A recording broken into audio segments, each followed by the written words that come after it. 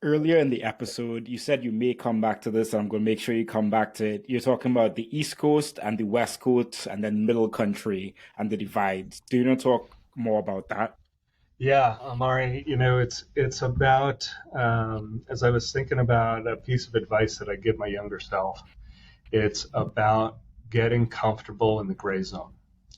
And so often I mentor young health professionals and they are idealists and I'm an idealist. And it's really hard to not be an idealist and want to change the world and do great things, right? I used to think of the world in terms of success or failure, black or white. It ain't that way, folks. The world that we live in is one giant gray zone, and the truth is somewhere inside that gray zone. We across this country have backed up into our own respective corners, whatever they are, politics, religion, personality, identity.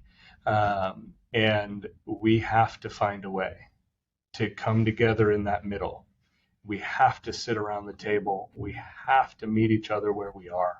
And we have to learn how to play in the gray because that's where things get done.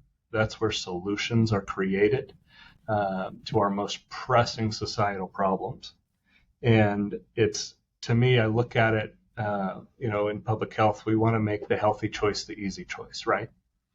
But in order to do that, as public health professionals, we focus on helping our clients and our patients make incremental change. Too often, and I know I was there as a young millennial coming out of college, I wanted the world to change tomorrow or yesterday. I wanted it to happen right now. We don't demand that our clients stop going to McDonald's twice a week the day we see them. We ask them, we motivate them to stop going to McDonald's twice a week, maybe once a week, then maybe once every couple of weeks, then maybe once a month, right? We ask them to limit, so we don't go in guns blazing and have our side or their side. And we can't do that if we're going to solve the problems that we're currently facing. And so, getting people to think the way we do is what we go in. That's our instinct. Whether it's right or wrong or left or right. And we know that the possibilities for creating solutions are way greater in the in between than they are on those two extremes.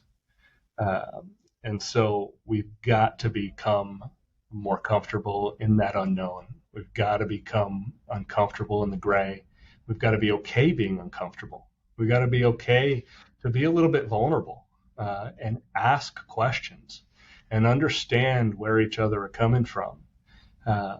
Because I promise you, what somebody thinks about those flyover states or middle America or frontier Montana by living in LA or New York, some of your assumptions may be right.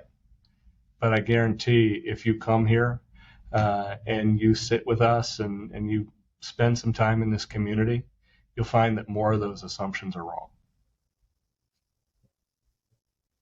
Thank you for highlighting that and the call to action. I feel like of just having conversations, and I think too often we do pull away and we stay to people that only have ideas and solutions like ourselves.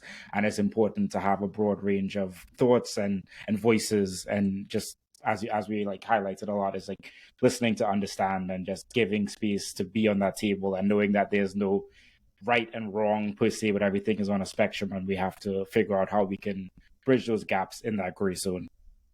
Yeah.